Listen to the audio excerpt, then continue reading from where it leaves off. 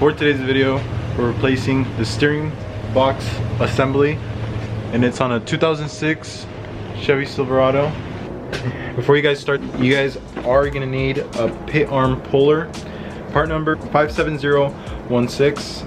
Got this at AutoZone for $16, and then once I return it, I get the $16 back. Before I start this video, I just want to say thank you guys for 1,900 subscribers. We're almost at 2K, which is crazy, man. I remember when I first started, I had like 50 subs, and then when I first hit 100, I was so excited, and now we're almost at 2K. If you guys have any questions, comment down below. All right, so I'm gonna be using two different cameras. As you guys can see right here, I'm recording on the GoPro, and then right there, I have my other camera. I'm trying to get everything, get like good angles. All right, so the steering box is located right there.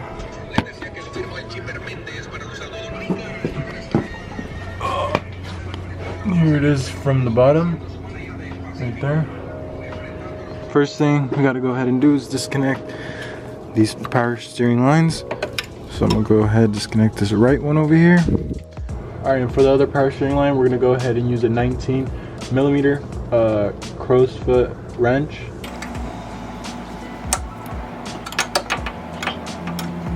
Kind of lied on the size of the nut. It's actually a size 18. So now that we got that out the way, we can go ahead and just move this out of the way. Make sure you have a drain pan under. Hopefully it's catching it right there. Now we're gonna go ahead and remove the bolt to the coupler that goes to the steering shaft. And the bolt size is size 11 with an extension. The extension is about a foot. Go ahead and slide it in between. Oh shoot, I almost dropped my fucking camera. See, I don't know if you guys can see it on camera. This one's gonna be really hard to get. This right there, center in the screen. Let me try and focus. There you go. You guys can see it. So, I'm gonna go ahead, throw our socket on there.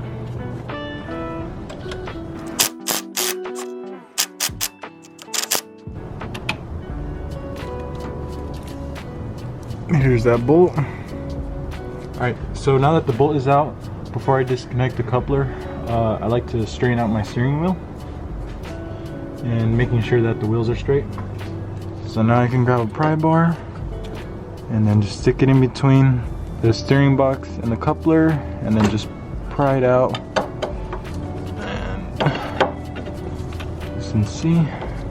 Oh, I think you can grab the steering shaft and it should come out. There we go. And then I'm gonna just set it down straight, making sure not to turn or spin the steering shaft. Alright, so once you got that out the way, I'm gonna go ahead and go under the vehicle. And we're gonna go ahead and take off this lower nut. And I think this is a size 24. So unfortunately I don't have that socket size, but no worries. We're gonna go ahead and use an adjustable wrench and a 4-pound hammer, and hopefully we'll be able to take that nut off. We're gonna go ahead. So we're gonna go ahead, grab a 4-pound fucking hammer. Okay, see that? Too easy. Off my hand. Sheesh. And don't forget the washer. All right, so now we're gonna go ahead and grab the pitman arm puller. I really hope this works. This isn't the one I wanted, but I think it'll work. This is what it looks like. Bolt size is a 19. I'm gonna go ahead. Really hope this works. Alright, so that's how you want to have the puller set up right there. It's a little sideways, but I think it'll work. Let's see if it works. Size 19. Full send. We can go ahead, take it off. On the driver's side, there's going to be a total of 3 bolts holding the steering box in place. You guys can see 2 from here. 1, 2, and then the third one is back here. And the bolt sizes are a 21mm.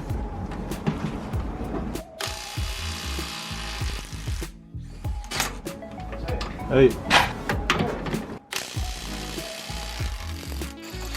As you guys can see right here, we got the steering box assembly. This is what it looks like. Just like that.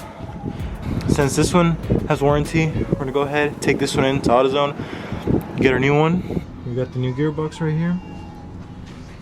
I had to leave the box for the core, but here's the part number: 260588509.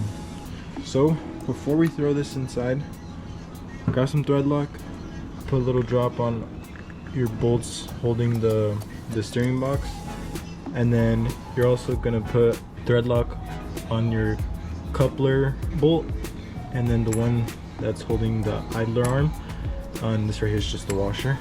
And then on the old gearbox, make sure you guys pull this off, and then this is a 19mm. So we're gonna go ahead and just install a new one, just like that. Now we're gonna go ahead and install it just here.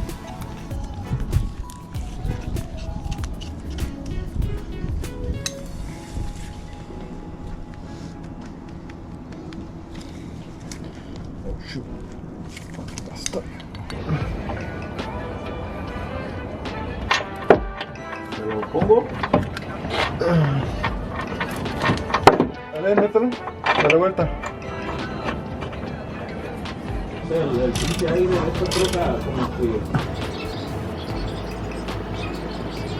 Before you tighten this bolt, make sure it's lined up. Alright, so now we can go ahead and torque down the pitman arm, and then don't forget your washer, and then put a little bit of thread lock on the nut as well. And you're going to torque this down to 184 foot-pounds. The nut size is 1 inch and 5/16. I think that might be, no, I think it's a 33 or 34, one of those two. Alright, so I think we're gonna have to loosen up the steering gear box so we can torque this one down here. Let me just loosen it a little bit.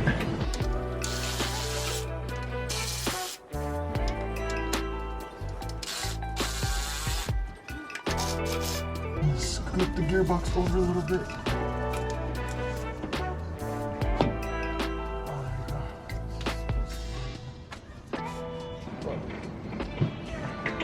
Oh, yep, there we go. Nice.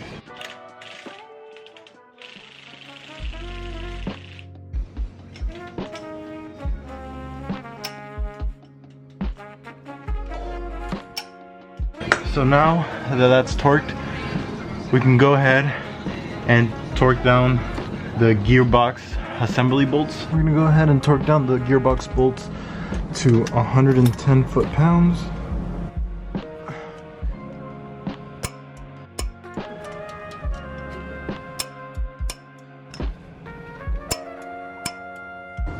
Alright, so now we need to reconnect our steering coupler. Make sure you put some thread lock on the bolt and install it. And first tighten it by hand. Make sure it goes in smoothly. Okay. And there you go. Hope y'all fucking with the setup. I need a garage. But anyways, now we can go ahead and connect the power steering lines. So we're gonna go ahead and connect this rubber hose. Let me hold it.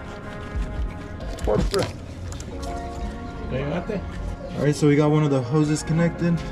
Now we can go ahead and install the other one. You guys can see it has an O-ring. So we're gonna go ahead and swap it out with the new one. Grab our bigger O-ring and then just slide it on to here. Just like that.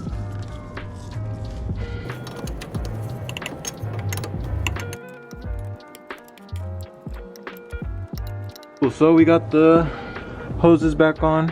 Last thing left to do is top off your power steering reservoir, which is right here, right there. Alright guys, so we are pretty much done. Last thing left to do is to jack the truck up, turn the key to the accessory mode, so like don't turn it on fully. Turn the wheel left and right, all the way like fully till it locks, and then to the right, to the left, you know. Do it about 15 times, and then after that you can put it back down, start the truck back up, maybe turn it like another 5 times, check the fluid, and if it's slow, top it off. As you guys can see, the truck is running right now. We're gonna go test drive it, but this pretty much brings me to the end of the video. So if you guys found this video to be helpful, go ahead and drop a thumbs up. If you guys have any questions, you know, comment them down below, and then subscribe if you guys like my content. I would say if you were to do this at home by yourself with all the right tools, if you guys have impact tools, you guys are probably gonna take about 2 hours, I would say. If you guys don't have impact tools, maybe like 3. I took about 5 hours because I was recording, but you know, I do this for you guys. Well, that's pretty much it. Till next time, peace out guys.